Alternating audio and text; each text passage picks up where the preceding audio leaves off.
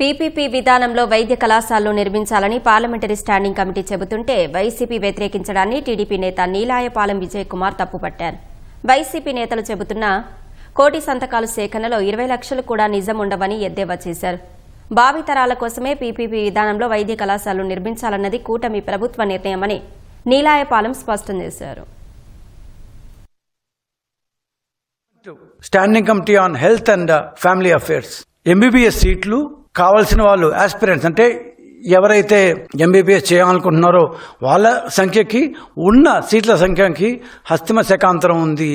కనీసం 10 లక్షల మందికి జాతీయ యావరేజ్ 75 అంటే 75 డాక్టర్లు కేవలం 10 లక్షల మందికి 75 డాక్టర్లు మాత్రమే ఉన్నారు.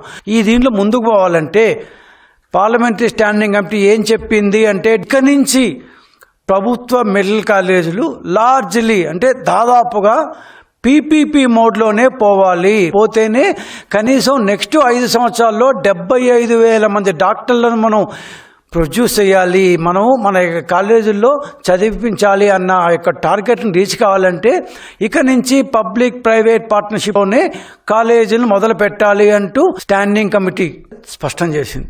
అక్కడ కేంద్ర ప్రభుత్వం ఏమో ఈ పబ్లిక్ ప్రైవేట్ పార్ట్నర్షిప్నే పెట్టండి బాబు అని ఒక పక్క చెప్తుంటే జగన్మోహన్ రెడ్డి గారేమో ఇక్కడ ర్యాలీలు చేస్తారంట.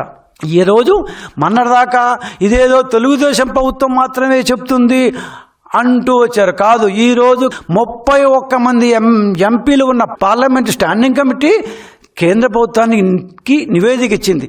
ఆ దీన్ని అనుసరించే 2-3 నెలల ముందే మేము దానికి టెండర్లు కూడా పిలవడం జరిగింది. మేము అధికారంలోకి రాగానే కుటుంబ ప్రభుత్వం ఈ మోడ్లో పోతేనే మనం ఈ మెడికల్ కాలేజీలు చేయగలం, నెక్స్ట్ 3 సంవత్సరాల్లో రాష్ట్రంలో 10 మెడికల్ కాలేజ్ చేయగలం. మరి జగన్మోహన్ రెడ్డి గారు ఎందుకు కాదంటున్నారు? జగన్మోహన్ రెడ్డి గారి దగ్గర ఒక సూత్రం ఉంది. అది అమరావతి కావచ్చు, మెడికల్ కాలేజ్ కావచ్చు, ఏమన్నా సరే అమ్మ పెట్టదు, బయట పోయి అడుక్కొని తినేదు అని.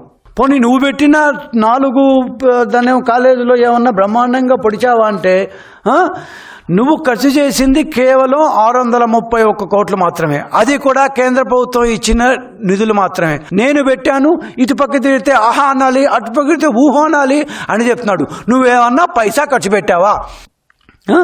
అరకొర వసూలతో 4-5 కాలేజీలు ప్రారంభించి దానికి సెంట్రల్ గవర్నమెంట్ పర్మిషన్ లేకుండా నేనేదో 17 కాలేజీలు స్థాపించేశాను మీరు ఓదరగొట్టలే అట్లా, ఇట్లాంటి వీలు కాదు కనుకనే సో దీన్ని ప్రైవేట్ పార్ట్నర్షిప్లో చేయాలి అని కూటమి ప్రభుత్వం నిర్ణయించింది.